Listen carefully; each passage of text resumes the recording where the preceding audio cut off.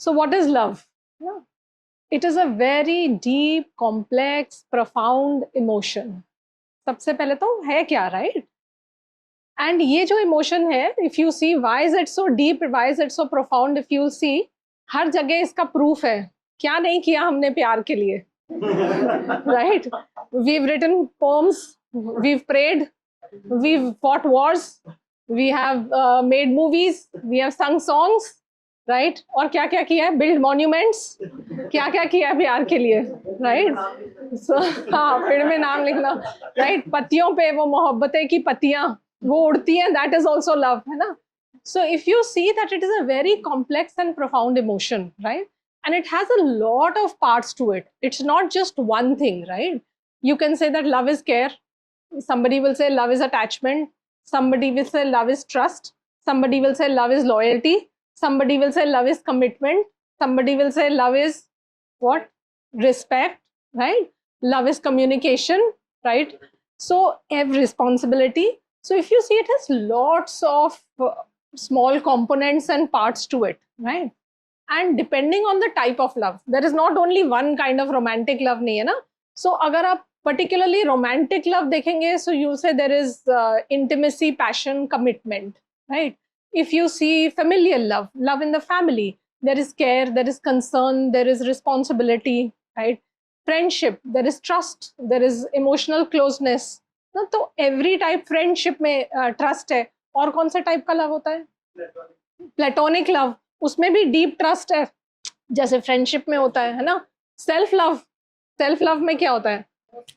Most neglected, right? Self care, self compassion, self kindness, acceptance of the way you are. फिर unconditional love होता है कि बस प्यार करो, नो उससे मिल क्या रहा है, दैट इज हाँ अनकंडीशनल लव, राइट? सो अगर आप देखेंगे कि बहुत टाइप्स के होते हैं, right? And because there are so many types, so there are different aspects to it, right? That is why to define it कि हाँ भाई ये प्यार है is very difficult. Yes, it also gives us an urge to attach, right? But अच्छा, अब love का एक biology भी है, और love जो है ना, it is an intersection बहुत सारी चीज़ों का है. उसमें जैसे सर ने बोला physiology, तो एक biology भी है, एक psychology भी है ना, एक culture भी है कि how the culture has influenced our love. Then एक पर्सनल हिस्ट्री भी है, how I have experienced love, है ना. मेरे को क्या क्या चीज़ें इम्पैक्ट करी, किसको मोहब्बतें इम्पैक्ट करी, किसको कुछ कुछ होता है इम्पैक्ट करी, और किसको कबीर सिंह इम्पैक्ट करी, है ना.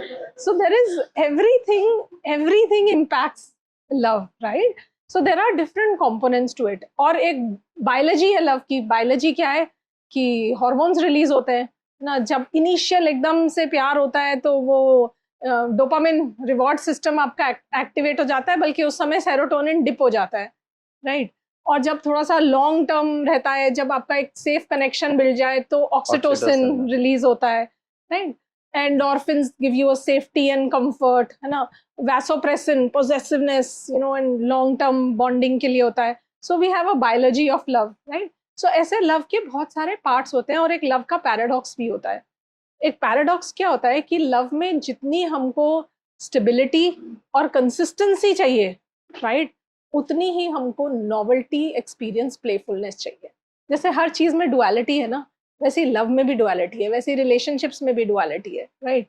So on one side you get married, build a relationship. क्यों? क्योंकि हमको स्टेबिलिटी चाहिए, हमको कंसिस्टेंसी चाहिए, हमको प्रिडिक्टेबिलिटी चाहिए, है ना. फिर दूसरे टाइम क्या बोलते हैं, बोर हो गए, then you want novelty, then you want playfulness, है ना. एक बच्चा भी है आपकी गोदी में बैठा हुआ है, अब माँ की गोदी में सेफ बैठा हुआ है, वो भी थोड़ी देर के बाद उठ के क्या करेगा, he wants to go and play, right?